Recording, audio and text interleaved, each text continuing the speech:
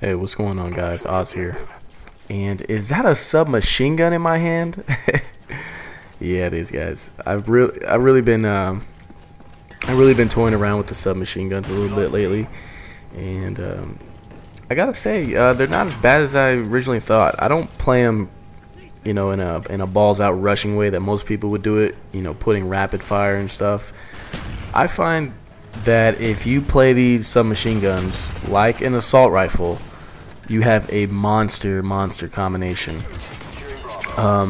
What I usually do is I'll put like a red dot on the submachine gun, and I might either warlord it out with extended mags if it's one of the really small clip SMGs. But check this out really quick. Look at the ASP going in. Look at this shit, taking the whole team out.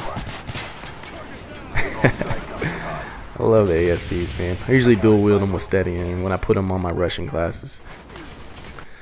But in general, I think assault rifles are still better. You have no reason to use a submachine gun because you have guns like the FAMAS and the AUG.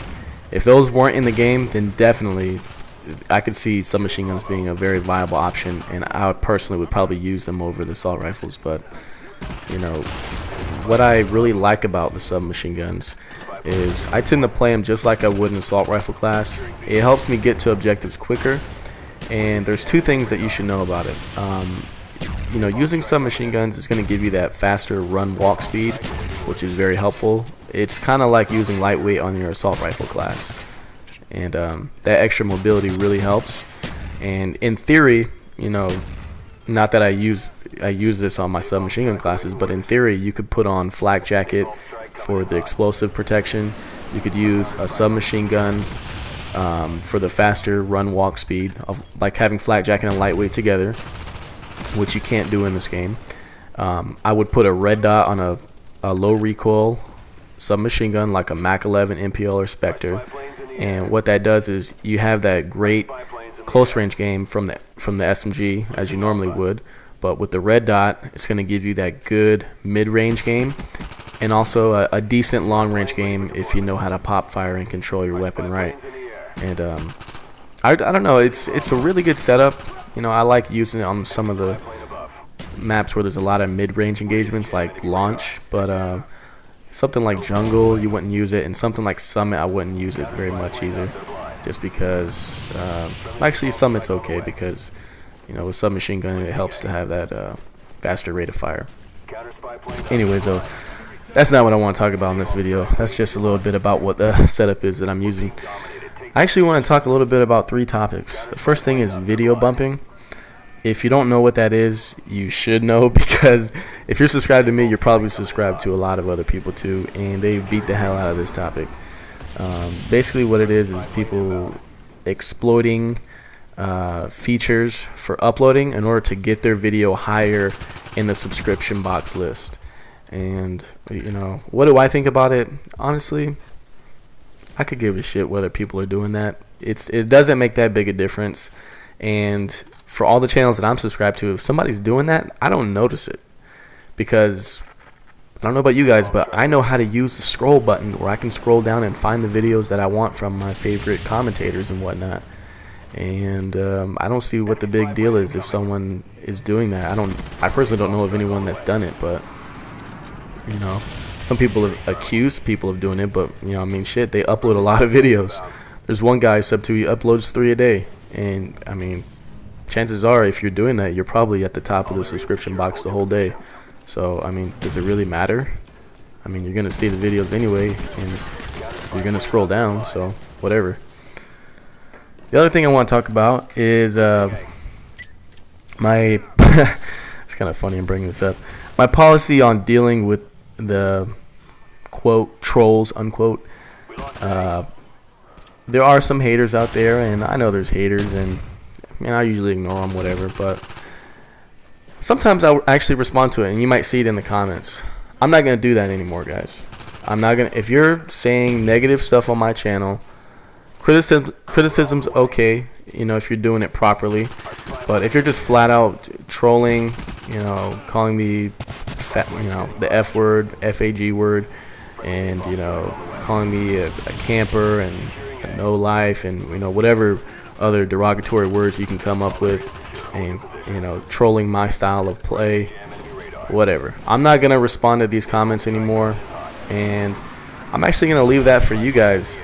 If someone is making comments in the videos that I put out, and they're kind of offensive, I mean, you guys go ahead and go in on them, because I'm not gonna do it, and I don't want to go around deleting comments. It's not only is it time consuming, but it takes away from my video, because it's a comment that I had in there. I have to take it away, and comments are one of the things that helps your video get noticed. But yeah, man. Another thing is, why do people think calling somebody a camper is an insult? I mean, am I the only one that thinks this? I could give a fuck if someone's calling me a camper, because I know what I do, and so what if I fucking camp? I like to camp, and it's an effective strategy. Do I do it every single match the whole entire time? No, I don't. Everything I do is always situational, and I don't know, it's just funny people like to use that as an insult. Oh, you're a camper. I don't give a fuck. I'm serious, I really don't. But enough of that random stuff, man. What I actually was watching earlier was one of Guns for Hire's videos on his gun shop channel, something called Diamond in the Rough. One of my subscribers actually put me onto this. He sent me a message. He said, Gun Shop does this series now where he basically will help promote younger or smaller channels that his subscribers feel deserve more views. And the guy wrote me earlier, and he said, hey, you have a really good channel. What I did was I sent Guns for Hire a message to have him take a look at your channel. I think you deserve more exposure. And I really appreciate messages like that, because that's not the first one I got. And you guys out there that are actually trying to help me, man, I just really appreciate that. A lot of you guys don't have to do that. But what I'm asking you guys is, I feel really bad even asking for this, because I personally would never ever ask for anything. If you know me, I don't ask for shit, and I don't even ask for likes on my videos. Some people do. I'll never ask you to like my videos. I might ask you to rate it, but if you like my videos, you're gonna like it because, hey, you like it. And if you don't like it, hey, put dislike. Just put some type of rating on it, because not only does it help my videos, but it lets me know what I'm doing right and what I'm doing wrong. So if you guys can just actually follow, I'm gonna put a link in the description. Go ahead and follow the directions there if you want to help me. And if you are one of those people that feels I deserve more exposure and you want to go out of your way to do this, I'm gonna put a link down there. Just follow what he says in the video. Let him know about my channel. Send him a link to my channel or something. And hey, maybe if it works, I can get on there, get a little bit more exposure and whatnot. If it doesn't work, hey, that's how it goes sometimes. Maybe he didn't like it. But it's not a big deal. If you guys don't want to do it, that's cool too. But anyways, thanks for watching this video, guys. Final score was not 50. What am I talking about? Wish it was 50 kills. It was 48-7 final score. Hope you guys enjoyed it. Everybody, have a good rest of your day. Peace.